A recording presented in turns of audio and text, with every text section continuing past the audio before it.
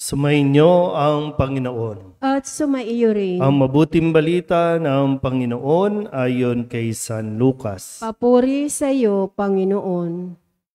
Noong panahong iyon, umuwi si Jesus sa Nazaret na kanyang nilakhan.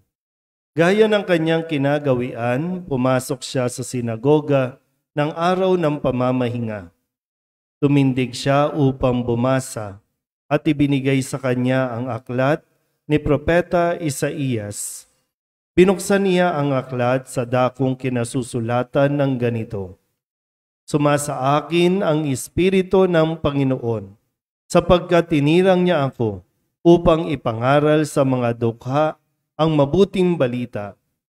Sinugo niya ako upang ipahayag sa mga bihag na sila'y lalaya at sa mga bulag na sila'y makakakita, upang bigyang kaluwagan ang mga sinisiil at ipahayag ang pagliligtas na gagawin ng Panginoon. Binalumbon niya ang kasulatan at matapos isauli sa tagapaglingkod, siya'y naupo. Nakatitig sa kanya ang lahat ng nasa sinagoga at sinabi niya sa kanila, Natupad ngayon ang bahaging ito ng kasulatan samantalang nakikinig kayo. Pinuri siya ng lahat at namangha sa kanyang napakahusay na pananalita. Hindi ba ito ang anak ni Jose? Tanong nila. Kaya't sinabi ni Jesus, Walang pagsalang babanggitin ninyo sa akin ang kawikaang ito. Doktor, gamutin mo ang iyong sarili. Sasabihin din ninyo sa akin, Gawin mo naman sa iyong sariling bayan ang mga nabalitaan naming ginawa mo sa Capernaum. At nagpatuloy ng pagsasalita sa Jesus. Tandaan ninyo, walang propetang kinikilala sa kanyang sariling bayan. Ngunit sinasabi ko sa inyo, maraming babaeng balo sa Israel noong kapanahunan ni Elias nang hindi umulan sa loob ng 3 taon kalahati at magkaroon ng matinding tagutom sa buong lupain. Subalit hindi sa kanino man sa kanila pinapunta si Elias, kundi sa isang babaeng balo sa Sarepta, sa lupain ng Sidon. Sa dinami-dami ng mga ketongin sa Israel noong kapanahunan ni Eliseo, walang pinagaling isa man sa kanila. Sinaaman pang taga-Syria ang pinagaling. Galit na galit ang lahat ng nasa sinagoga na marinig ito. Nagtindigan sila at pinagtabuyan siyang palabas sa tuluktok ng burol na kinatatayuan ng bayan upang ibulid sa bangin. Ngunit dumaan siya sa kalagitnaan nila at umalis. Ang mabuting balita ng Panginoon. Pinupuri ka namin, Panginoong Hesukristo. Maupo po ang lahat. Isang magandang gabi po sa inyong lahat. Malinaw po ba sa atin kung ano ang purpose natin sa mundong ito? Sa inyo pong mga matanda na, alam nyo pa po ba? O kumbaga, narating nyo ba? Naibigay nyo ba yung purpose ninyo sa mundong ito? Itong mga bata dito, alam nyo na ba kung anong gusto nyo maging paglaki? Pag tinatanong kayo sa eskwelahan, ano gusto nyo maging? Muli, sa mga matatanda, kayo ba yung naging kung ano ang pangarap ninyo noon? Kung nangyari yon, salamat sa Diyos.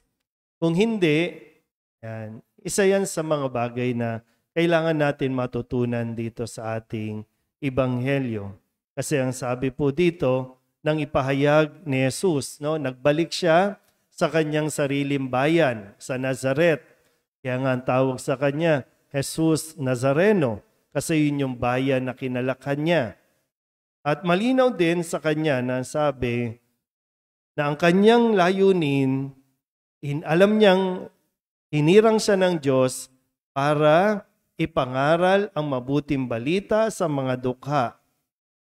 Ipahayag na ang mga bihag ay lalaya, ang mga bulag makakakita, at makakaranas ng kaluwagan ang mga pinahihirapan. Malinaw sa kanya ito. Kung kaya, tuloy siya sa kanyang paglalakbay. Hindi ito mangyayari sa kanyang sariling bayan. Kung ganun pala, may mga pagkakataon na kailangan mong umalis sa isang lugar. Pwedeng hindi lang lugar. May kinakailangan umalis ka sa isang relasyon. Ano ba yung mga relasyon? Yung magjowa. Kung pinipigilan ka ng jowa mo na mas ma-develop ka, alisan mo yan. Barkada. Kung sa tingin mo yung mga barkada mo ay walang mararating dahil hihilain ka lang pababa o sadyang hanggang dito lang kayo dahil wala silang malinaw na direksyon o malinaw na pangarap, umalis ka.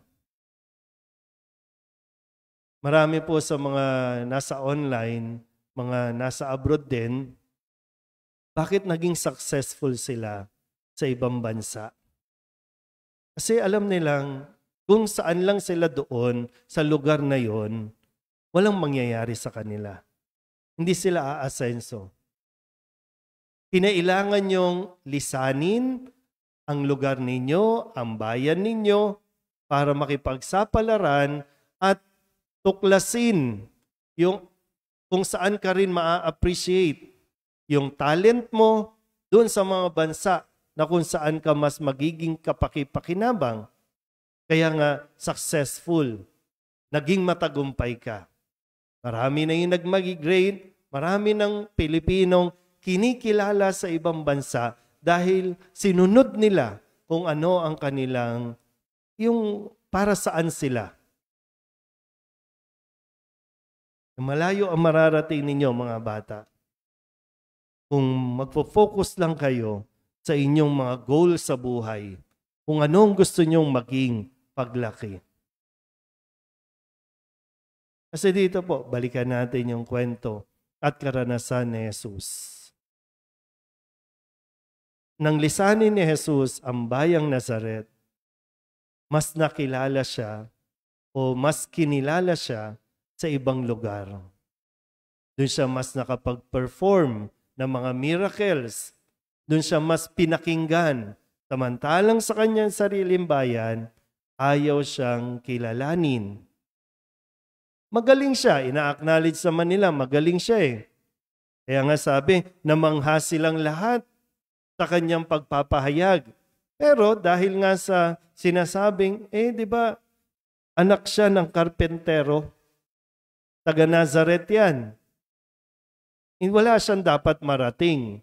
Hindi siya dapat sumikat. Hindi siya kinilala sa kanyang sariling bayan. Pero, hindi na nga siya kinilala dahil ang gusto lang nila, umaasa sila na, taga dito ka, sige, gumawa ka sa amin ng mga ginagawa mo sa ibang bansa, sa ibang lugar. Na para bang may utang na loob sa Jesus na gawan nila sila ng mga himala. Kaya hindi ibinigay ni Jesus ang kanilang kahilingang maghimala. Nagalit. Halos itulak na siya sa bangin. Ganun katindi. Pero, sabi dito, dumaan lang siya sa kalagitnaan nila at umalis. Kung ayaw sa inyo, umalis kayo. Doon kayo sa mga lugar na kung saan kayo lalago, kung saan kayo mas magiging kapaki-pakinabang. Mahirap po kung ipipilit ninyo na magustuhan kayo ng mga tao sa lugar ninyo na hindi naman talaga kayo kikilalanin. Kasi minsan mayroon po talaga mga biases Anak siya ng tendere, anak siya ng adik, anak siya ng basurero. Hindi dapat. Gaya ng nasabi ko kanina, yung mga tao, lalo tigit, yung mga Pilipinong nagtagumpay, kaya sila nagtagumpay ay dahil hindi sila naniwala doon sa mga taong walang tiwala sa kanila. Mas naniwala sila na mayroong magandang plano ang Diyos para sa kanila. Hindi dito, kundi sa ibang lugar. Kaya tingnan natin ulit, yung tanong ko, naabot nyo ba? Narating nyo ba yung pangarap o yung gusto ninyo na marating? Dati siguro, no? Walang naniwala sa iyo na makakapag-aral ka. Pero nakatapos ka. Hindi dahil sa ibang tao, kundi dahil naniwala ka sa sarili mo.